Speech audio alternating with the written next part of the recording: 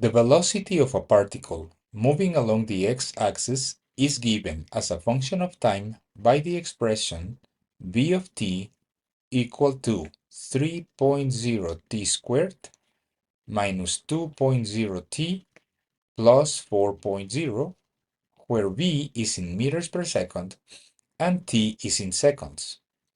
What is the acceleration of the particle at t equals 2.0 seconds? You should pause now and try to get the answer on your own. It is important to remember here that if the velocity is not a linear function, then by definition, the acceleration is not going to be constant. So, the only way to get the value for this acceleration will be as a time-dependent function. So, if v of t is equal to 3t squared minus 2t plus 4, then the acceleration, which is dv dt, is equal to 6t minus 2. The constant term 4 cancels.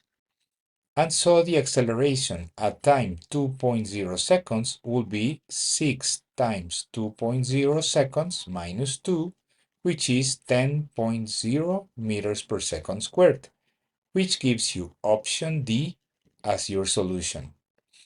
Thank you for watching. See you next time.